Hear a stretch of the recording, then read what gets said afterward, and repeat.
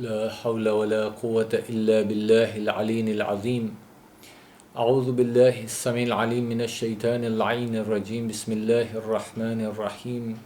الحمد لله رب العالمين.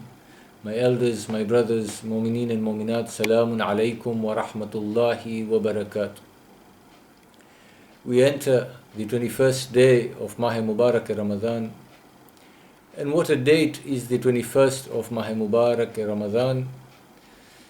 Over 1400 years ago, on a day like this, Amirul Mu'mineen Ali ibn Abi Talib, our Imam, our first Imam, succumbed to the poison in the blade that severed his head. And today is the day when his body was taken for burial outside Kufa to Najaf. Today is the day when the children of Ali and Fatima, the grandchildren of the Holy Prophet, were made orphan. May Allah subhanahu wa ta'ala save all the orphans of this earth for the sake of the tears of Zainab and Kulthum. We gather to discuss over the dua of the 21st day of Mah Mubarak Ramadan as given to us by the Holy Prophet through Ibn Abbas. And in the dua, the Holy Prophet begins with Bismillahir Rahmanir Rahim. Allahumma ij'al li fihi illa mardhatika dalila. We notice as we come towards the culmination of this holy month and the gathering from the banquet of Allah subhanahu wa ta'ala, that the du'as are becoming more powerful as we have gone through a corrective stage in the early days, rectifying our actions and our deeds.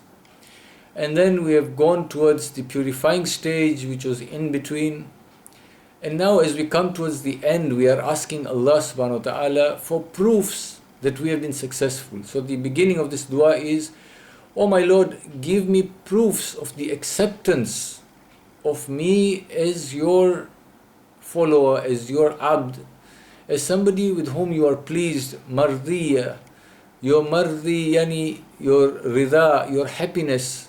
Give me some sort of dalil, proof that you are happy with my action. Now to understand what are the proofs, if you look at the Holy Quran, there are so many places where Allah subhanahu wa ta'ala mentions that He is happy with those who have followed the path of taqwa, those who give charity, those who do good deeds.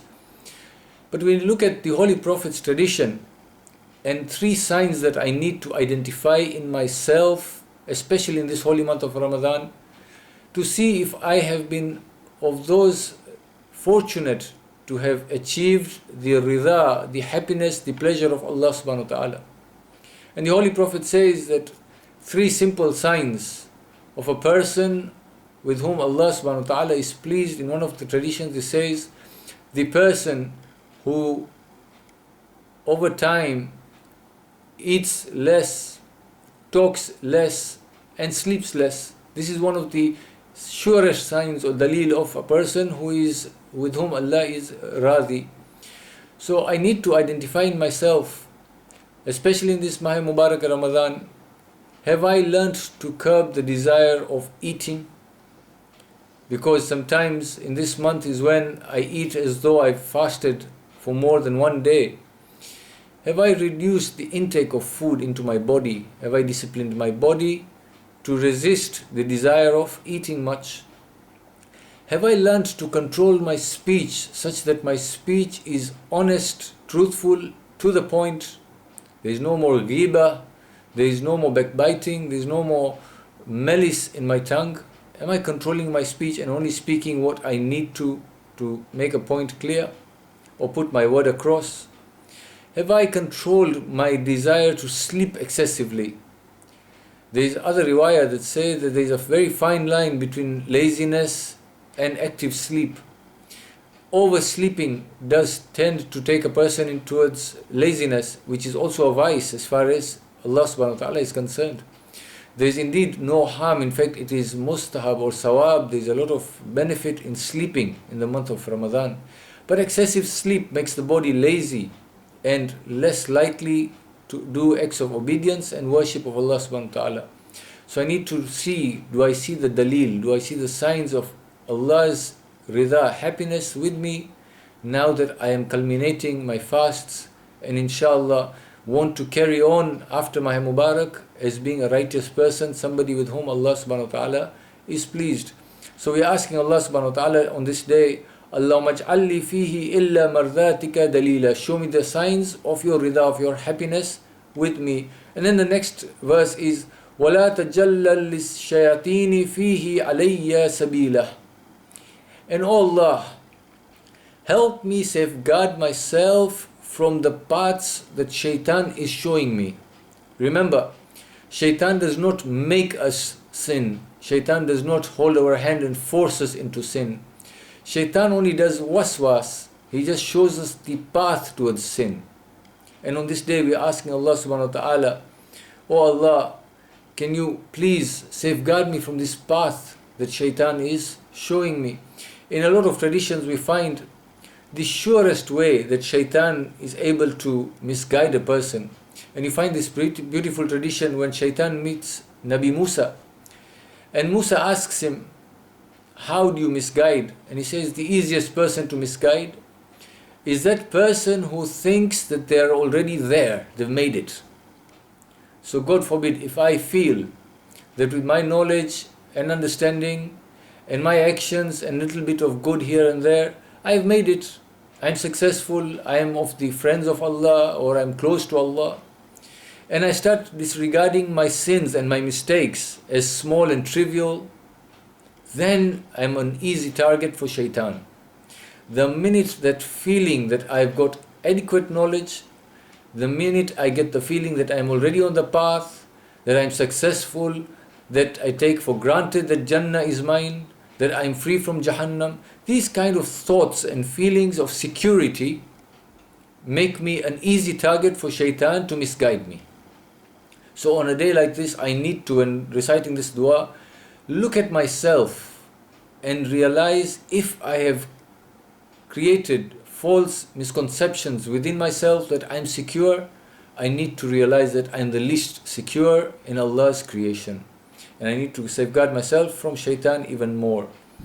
So we tell Allah subhanahu wa ta'ala, give me proofs of your happiness with me. Oh Allah, help me safeguard myself from shaitan so that وَاجْعَلْ لِي الْجَنَّةَ لِي مَنْزِلًا وَمَكِيلًا, so that you help me make paradise my home and my dwelling. Indeed, if I have seen the signs of Allah's rida, if I am satisfying Allah subhanahu wa ta'ala, if I'm doing the right things, and I've learned to control my desires, and if I am wary of shaitan's attacks and I'm not feeling too haughty and proud and I'm not feeling too secure, then I've made myself the righteous owner of that paradise of Allah subhanahu wa ta'ala that I'm aiming towards. Of course, Allah subhanahu wa ta'ala will welcome me into that paradise and make it my home and my dwelling. Paradise is metaphorical for what we see after our death, but paradise also applies to this earth.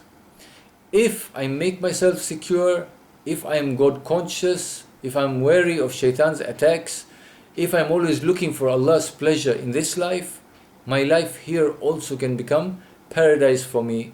And in the end we say, Ya Qadhi Hawaijil Talibin, O He who answers to the needs, the Qadhi, the one who settles or the one who responds to the needs. Hawaij is the needs of the talibin, the person who desires those things. Of course, these things can only be achieved if you sincerely desire the qurb of Allah subhanahu wa ta'ala, if you sincerely desire the pleasure of Allah subhanahu wa ta'ala, and if you sincerely desire to be saved from the shar of shaitan. We need to, on this day, look at ourselves introspectively and see if we are sincere in our drive towards the happiness of Allah subhanahu wa ta'ala. If that drive is not sincere, then for sure we cannot achieve what we have set out to get. وآخر دعوانا أن الحمد لله رب العالمين. سورة مباركة الفاتحة.